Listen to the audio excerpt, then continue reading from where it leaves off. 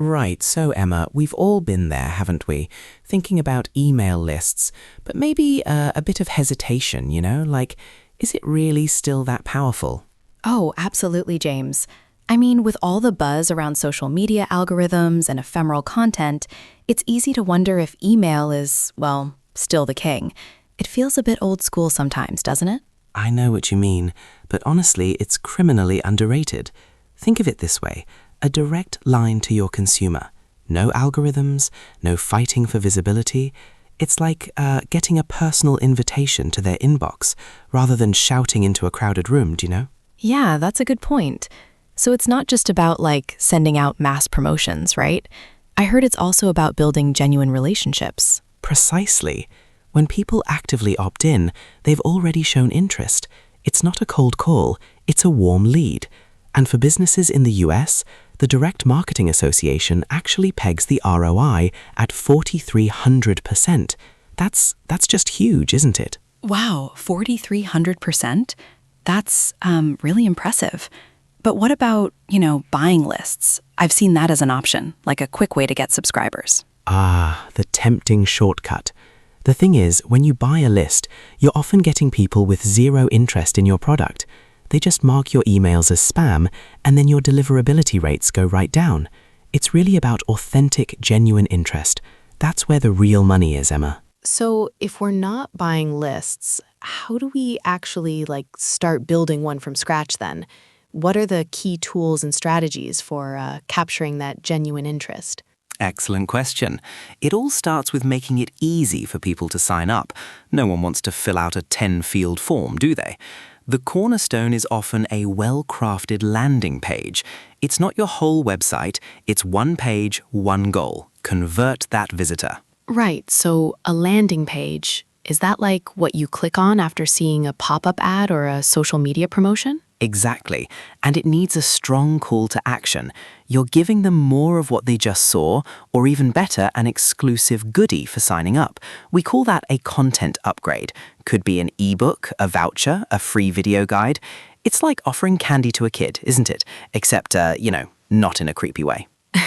Not in a creepy way. Got it. So, they get something valuable and you get their email. That makes sense. And what about keeping them on the page? I know I often just close tabs quickly. That's where smart bars and exit intent pop-ups come in. A smart bar sits at the top, stays visible as they scroll, no interruption. And if they do try to leave, an exit intent pop-up gives them one last offer, a final prompt before they go.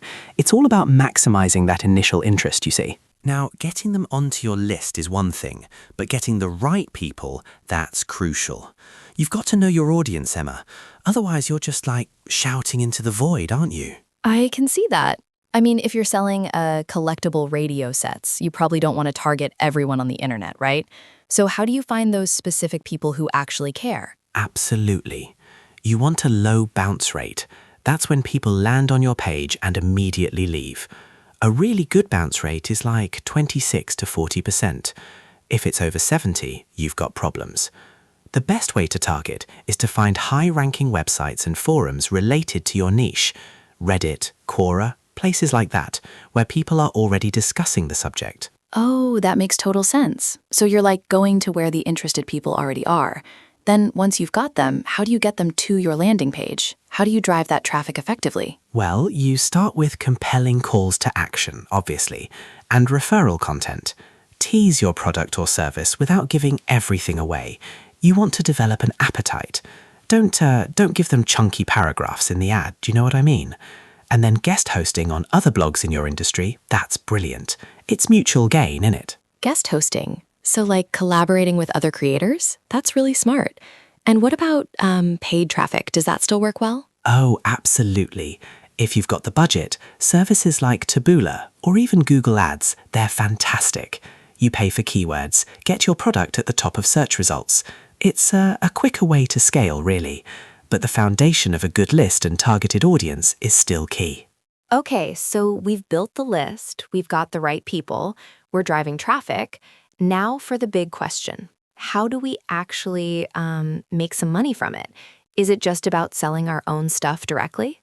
Good on you, Emma. Getting straight to it. While selling your own is key, there are other avenues.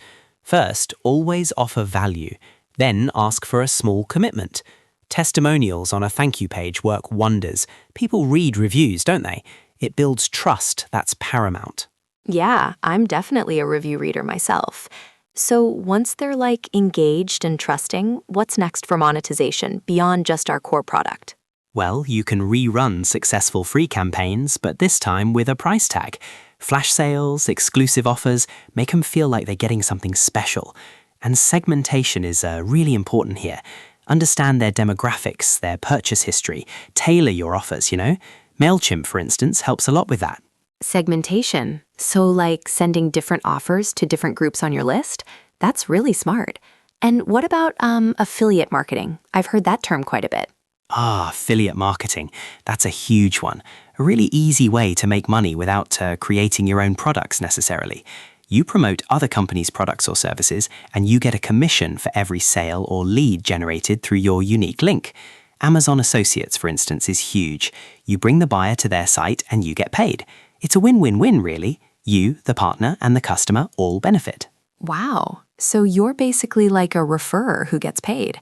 And you said some people make really big money with that? Indeed.